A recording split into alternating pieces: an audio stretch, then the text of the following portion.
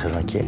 Je suis très inquiet du devenir de la gauche, en l'occurrence avec la gauche du gouvernement aujourd'hui et toutes ces capitulations, tous ces reniements. Et je suis aussi très inquiet, comme tout le monde, de l'essor de l'extrême droite et de la droite extrême en commun aussi, et de la banalisation du racisme, des discours d'exclusion générale. Et qu'il me semble que fédérer les gens à gauche aujourd'hui, ça devient une nécessité urgente. Il y a un mouvement de fond qui travaille la société, aussi bien culturellement, économiquement, socialement, et qu'il faut repenser toutes les bases des organisations politiques. Il faut arrêter justement de se disperser dans les querelles d'ego. Je pense qu'on a tous des valeurs transversales et communes, qu'il faut que chacun respecte les autres et qu'à partir de là, on devrait y arriver si on met un petit peu de raisonnable et si on peut trouver un consensus, je pense. Il faut juste redescendre un petit peu de son piédestal. Il faut vraiment rebattre toutes les cartes. Je pense, à titre individuel, que la Ve République, c'est plus possible. Mais du coup, il y a énormément de choses à construire. Et une fois qu'on a dit que c'était plus possible, c'est OK, mais pour faire quoi? Et je pense que c'est là-dessus, on a besoin d'être tous ensemble pour réfléchir à ce qu'on pourrait faire. Avec trois forces figées, il va bien falloir se passer quelque chose au niveau de la démocratie.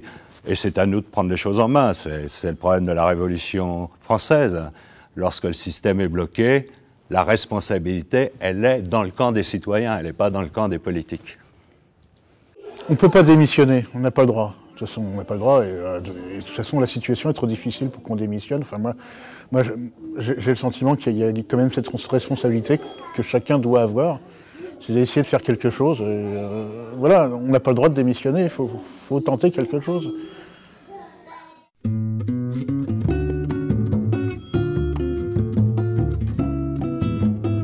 Moi, j'ai envie de construire avec les autres un autre système politique, un autre fonctionnement. Des politiques qui sont vraiment les représentants des citoyens. Des politiques qui mettent le citoyen au centre de leurs préoccupations, mais véritablement. J'ai envie de me mettre directement dans le mouvement et pas attendre qu'un mec de 50 ans qui est déjà propriétaire parle de ce que moi j'ai envie de faire, mais que moi je puisse parler directement de ce que je veux faire. Faire en sorte que ce soit une boîte à idées, une boîte à outils pour permettre aussi à tout le monde de se retrouver dans cette boîte-là et que tout le monde puisse produire ces analyses, que tout le monde puisse venir débattre et faire en sorte de progresser le mouvement et faire en sorte que aussi le mouvement il s'étende. J'ai envie que ça devienne un organe qui soit dans toute la France, parce que c'est pas simplement à Paris qu'on veut s'engager et réfléchir. Il faut avoir une pluralité de manières, de méthodes, de conceptions. Et je pense qu'il ne peut être commun qu'à ce titre-là. Il ne peut pas être commun avec une seule définition. Et donc ce que j'attends par-dessus tout, justement, c'est d'ouvrir les possibles et de faire confiance à différents hommes, femmes, pas obligatoirement issus de la vie militante, pour tenter des expériences neuves.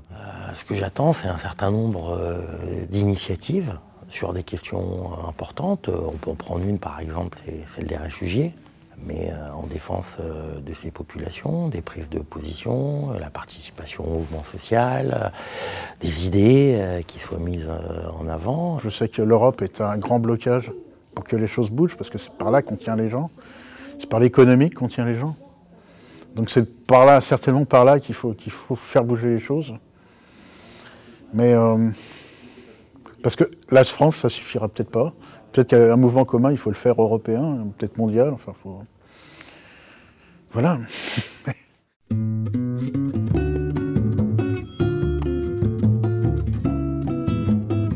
Alors le mouvement commun, j'espère que ça ne va pas être un mouvement de plus, parce que il y a déjà énormément de mouvements, et même dans les organisations de gauche politiques ou syndicales ou large, elles se divisent entre elles.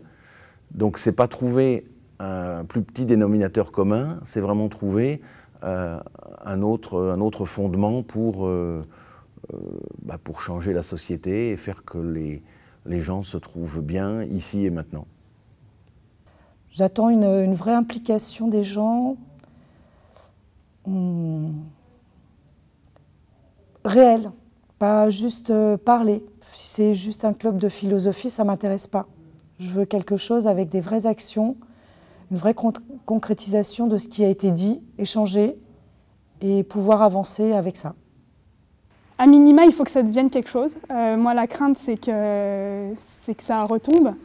Parce que je n'arrive pas justement à me projeter, parce qu'aussi je ne vois pas encore justement ce que ça peut être.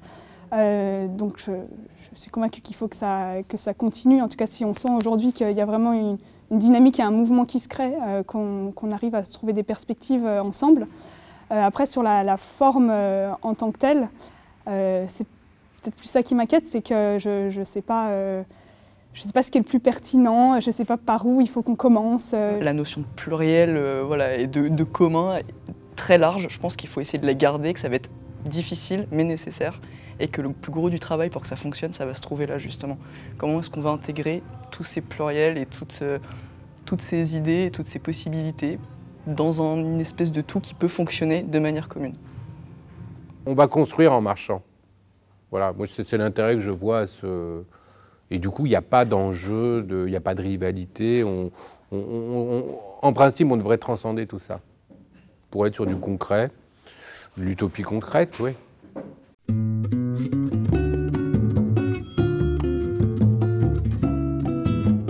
Je crois à la politique de tous les jours, quand on est altruiste, quand on essaye d'aller vers son prochain. Je crois au mouvement, oui.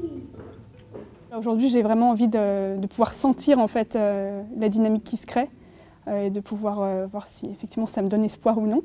Donc j'ai espoir que ça me donne espoir, mais je suis vraiment là aujourd'hui pour sentir ça et que ça se concrétise en fait. Il faut faire quelque chose un petit peu utopique, ouais, parce que les idées de la gauche, forcément, elles vont vers quelque chose de meilleur, mais en même temps de raisonnable, donc pour moi de possible. Si on venait d'horizons différents, en tout cas, il semble qu'on a les mêmes ambitions, qu'on va dans la même direction.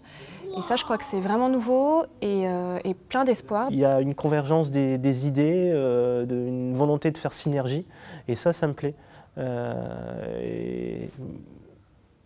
Et par rapport à la tension sociale actuelle, tout ça, les montées des extrêmes, je pense que c'est vraiment aujourd'hui qu'il faut lancer ce mouvement.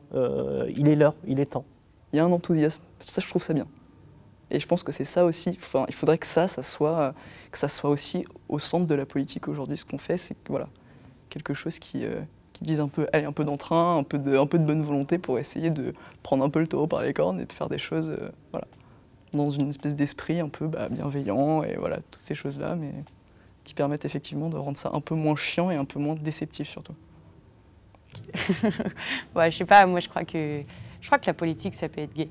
Je crois que ça peut être génial, ça peut être incroyable. Ça peut être le dépassement de chacun, celui de l'oubli aussi de chaque individualité, mais dans le respect de chacun. Si on fait de la politique, c'est qu'on est utopiste. On ne peut pas faire de politique si on considère que l'on n'a pas le droit et l'espérance de changer les choses.